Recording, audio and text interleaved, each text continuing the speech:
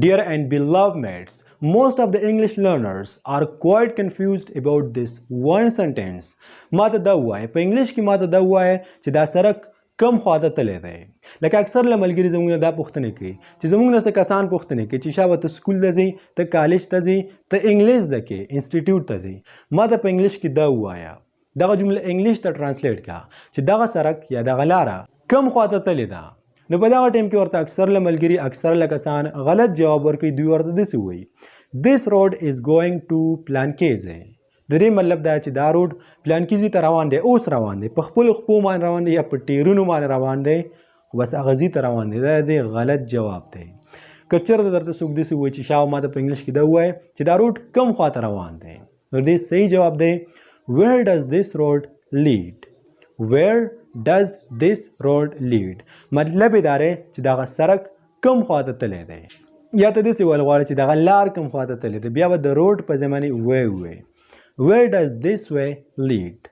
where does this way lead دغه لاره کم خواته تللی ده کم ځای ته تللی ده. او د دې جواب this road leads to پلانکې ځای. دا سړک پلانکې ځای ته تللی دی. this road leads to fill in the blanks. پرې خالي ځای کې به د هغه څه نوم ووایئ څه چې تاسو ویل غواړئ. لکه فار ایگزامپل یو سړک تورخم ته تللی this road leads to تورخم. this road leads to پېښور. this road leads to ننګرهار. this road leads to کابل وغیره. یا this way leads to our village. دغه لاره زموږ کلي ته تللی ده. this way leads to our village. دغه لاره زموږ کلي ته تللی ده. او څه کسان خو داسې وایي چې اکثر له ملګري زموږ نه دا پوښتنه کوي چې شاو په انګلیش کې ما ته داسې ووایه چې دغه سپی زما د پلار دی. دا سپی نه دی دا زما د پلار دی. نو دې غلط جواب اکثر له کسان ورکوي بیا ورپورې ډېر خاندي ورته داسې وایي this dog is my father. د کوم مطلب چې دی دا سپی زما پلار دی. درې ډېره غلطه معنی راځي. او دا تپوسونه دا پوښتنې هغه کسان کوي چې پخپله ورته یو ټکی نه ورځي د ټکي نه وي خبر او بل کس هسې په عذابوي. که چېرته تاسو د دې خبرو جواب ورنه کوئ هېڅ خبره نه ده خو زده کول یې ښه دي.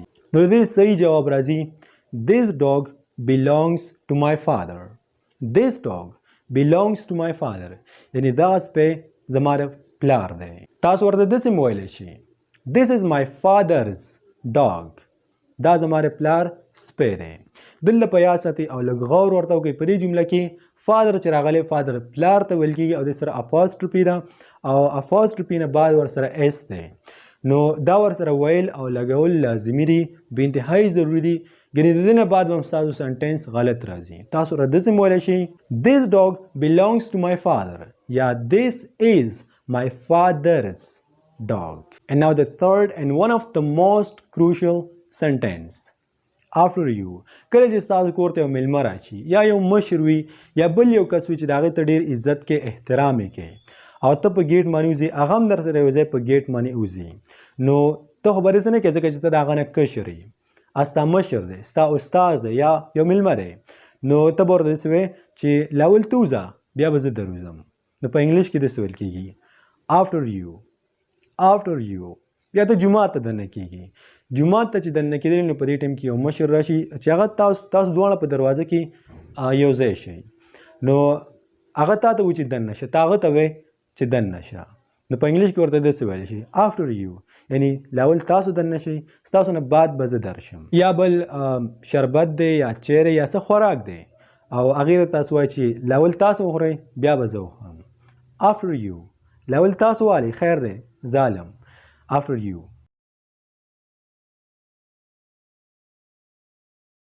دا کومې خبرې چې راته ما وکړې په دې باندې ته پوه شوې. did you get it مطلب یې دا چې آیا ته په دې باندې پوه شوې په دې باندې ته ورسېدې ته ورته داسې هم ویلی شي did you understand it ته په دې باندې پوه شوې که چېرته پرې پوه شوې yes I got it صرف داسې هم ویلی شي got it پوه شوم I got it زه پوه شوم. یا I understood زه پوه شوم زه پوه شوم. دا داسې جملې دي چې دا موږ هر ټایم استعمالوو. زیاتره کسان مونږ ته میسیجز کوي، مونږ ته پیغامونه رالېږي او مونږ ته دا وایي چې روان انګلیش سره مې ډېر زیات شوق دی، زه غواړم چې خلکو سره په انګلیش کې خبرې وکړم.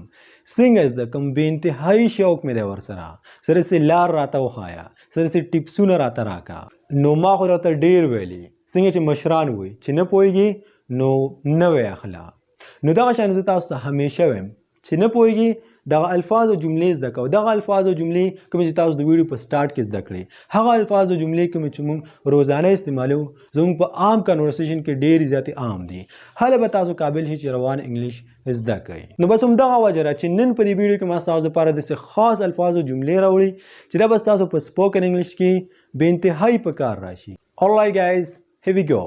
Now our 7th expression or maybe 6th expression, don't mess with me.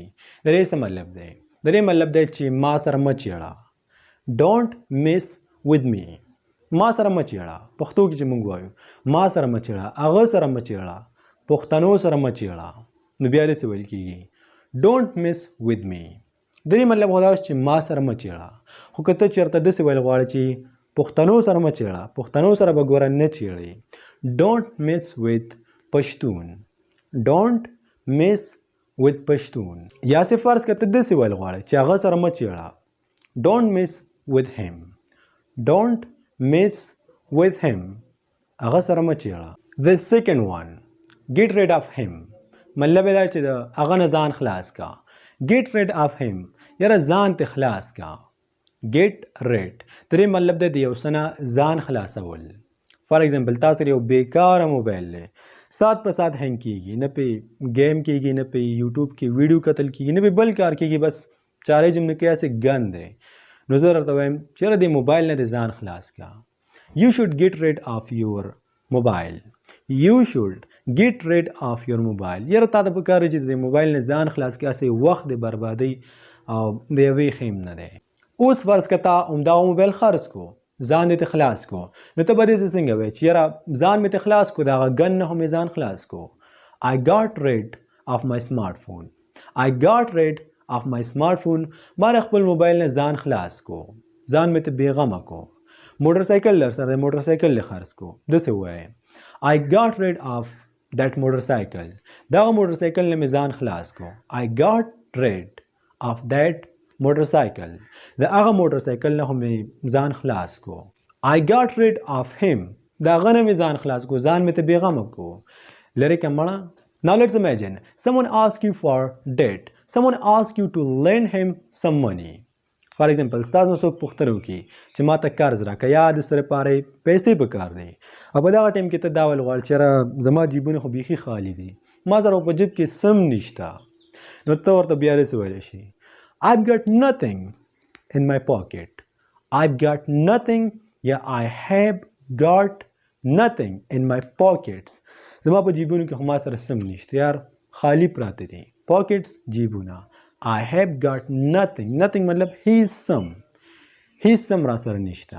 ښه دا خو صحیح شو. خو که ته ورته چېرته داسې ویل غواړې چې یاره ما سره په جیب کې یو ټکم نشته، یو پیسه هم را سره نشته، موږ داسې وایو که نه خلکو ته چې یاره ما سره په جیب کې یو روپۍ هم نشته، نو بیا ورته داسې ویلی شي I don't even have a penny in my pocket. I don't even have a penny in my pocket. مطلب دا چې یو ټکم را سره په جیب کې نشته، یو پیسه هم را سره په جیب کې نشته. Now again, let's imagine someone is talking against you or saying something that you don't like at all. یو ځل بیا فرض کړئ څوک ستاسو خلاف خبرې کوي یا څوک داسې څه وایي چې هغه ستاسو نه دي خوښ. نو په دغه ټایم کې تاسو ته پکار دی چې داسې ورته ووایئ چې ګوره یو خبره هم بله ونه کړي، یو خبره دې هم د خولې نه ونه باسئ، یعنې بیا به خیر نه وي. په انګلیش کې به ورته داسې څنګه وایي؟ په انګلیش کې به ورته بیا داسې وایي Don't utter even a single word. Don't utter even a single word. Don't utter even a single word. یعنی یو خبره مونه کی، یعنی خبر نه. ته ماته دا ووایه دلته اخر د څه شي کمی دی، دلته څه کم دی. What's lacking here? What's lacking here? یا what is lacking here? مطلب دا چې ته ماته دا ووایه چې دلته د څه شي کمی دی، دلته څه نه میلاویږي. نو که ستاسو دغه جملې خوښې شوي وي او فایده هم ترې اخیستې وي، بیا په همدغه ځای باندې یو لایک ورکړئ دې ویډیو ته. Now the next sentence is my favorite one. and that is you spoiled the whole game. درې مطلب دا دی چې یاره ټوله لوبه دې تباه او برباد کړه، ټول گیم دې تباه او برباد کړو. فار ایگزامپل تاسو یو څه ته پلان جوړ کړی یا یو بل څه کار هم کوو، په دې کې ستاسو یو ملګری راغی او هغه په تاسو باندې دا ټول کار ران کو، د په دې ټایم کې ورته ویلی شي you spoiled the whole game. مړه ټوله لوبه دې خرابه کړه، ټول کیل دې تباه او برباد کړو. موږ ایران ته روان یو. We are gonna go to Iran. We are gonna go to Iran. مطلب دا چې موږ ایران ته روان یو. تاسو داسې ویلی شي We are going to go to Iran. موږ ایران ته روان یو. دلته going to چې دی دا د ویل طرف ته اشاره کوي، د فیوچر ټینس طرف ته اشاره کوي چې موږ ایران ته روان یو، ایران ته ځو، سبا به ځو یا بله ورځ ځو، خو خامخا به ځو. خو ته په دې ټایم کې داسې پوښتنه کوې دې کس نه چې چا سره روان یو. Who are you going with? Who are you going with? چا سره روان یې؟ څوک څوک ځي؟ I'm going with my friends. زه خپلو ملګرو سره روان یم. I am going with my friends. زه خپلو ملګرو سره روان یم، خپلو انډیوالانو سره روان یم. My job was just to tell you. My job was just to tell you. دې مطلب دا دی چې زما کار به صرف دومره و چې تا ته ووایم، زما کار تا ته وویلو. Now it's up to you. دا اوس په تا باندې انحصار کوي، تا پورې تړلې ده. Now it's up to you. دا په تا باندې انحصار کوي یا تا پورې تړلې ده یا تا پورې اړه لري چې ته په دې باندې یقین کې او که نه کې. Whether you believe it or not. Whether you believe it or not د دې مطلب دا دی چې که ته په یقین کې او که نه کې. My job was just to tell you. زما کار صرف تا ته وینا کولو، تا ته ویلو. Now it's up to you. دا اوس په تا باندې انحصار کوي، تا پورې تړلې ده، تا پورې اړتیا لري. Whether you believe it or not. که ته په یقین کې او که نه کې. I couldn't care less. زه بیخي پروا نه کوم، ما ته هېڅ پروا نه راځي. I couldn't care less. زه پروا نه کوم، ګوره ما ته پروا نه راځي. And now look at here. Serve the food. مطلب یې سره مطلب دا چې روټۍ راواچوئ یا خوراک راواچوئ. فار ایگزامپل میلمانه په دسترخوان باندې ناست دي او ته کور کې دا ویل غواړې چې روټۍ راواچوئ، کور کې نه بل ځای کې ویل غواړې چې روټۍ راواچوئ، نو ته بیا داسې ویلی شي serve the food. روټۍ راواچوئ که نه. هلکه اشارې مه کوه. Don't gesture. Don't gesture. مطلب یې دا دی چې اشارې مه کوه. Don't gesture. یا ته چاته داسې ویل غواړې چې سترګه مه وهه یا سترګې مه وهه، بیا به ورته څنګه وایې؟ Don't wink. Don't wink. یعنی سترګې مه وهه. تاسو ته پته نشته چې زه تاسو سره څومره مینه کوم. You don't realize how much I love you. You don't realize how much I love you. مطلب دا چې تاسو ته هیڅ پته نه لګي چې زه تاسو سره څومره مینه کوم. دا بالکل صحیح خبره ده، بالکل حقیقت دی چې زه تاسو ټول سره څومره مینه کوم، څومره ماته تاسو ټول ګران یو، څومره ماته نږدې یاستئ. As always د همیشه په شانې زما پوره یقین دی چې دغه الفاظ دغه جملې کومې چې تاسو وکتئ، کومې زده کړې، دا ځان سره په کاپي کې لیکلي وي، ستاسو به خوښې شوي وي او انشاءالله دا به تاسو ته ډېره زیاته فایده در ورسوي په سپوکن انګلش کې. که چېرته تاسو سپوکن انګلش بهتر کول غواړئ، همدغه یو واحد لاره ده، د زیات نه زیات الفاظ زده کړئ، جملې زده کړئ، ځکه چې دا یادېږي اسانه او موږ هر ټیم استعمالوو. او که چېرته تاسو غواړئ چې په انګلش ګرایمر کې ماهران شئ، د 4000 اسنشل انګلش ورډ کم کورس چې موږ پر چینل باندې شروع کړی، هغه را سره جوین کړئ، په هغه کې را سره شریک شئ، داسې نور ډېر څه زده کړئ. نو لاندې په ډسکرپشن کې ما تاسو ته لینک درکړی، د هغې نه هم تاسو رسېدلی شئ او د نوي ویډیو لپاره زموږ چینل همدا اوس سبسکرایب کړئ که چېرته تاسو نوي سبسکرایب کړی. او بل لا تاسو چې دا ټلی ښکاري دا هم ورسره ووایئ، دا هم ورسره پریس کړئ، نو چې کله موږ نوي ویډیو څنګه اپلوډ کړو تاسو به ستاسو په سکرین باندې راشي چې موږ نوی ویډیو اپلوډ کړې ده او راشه فایده ترې واخله، خپل انګلیش بهتر کا. بس په آخره کې همدغه وایم چې خپل ځان ډېر ډېر خیال ساتئ. انشاءالله see you next time with another lesson. Until take care and goodbye.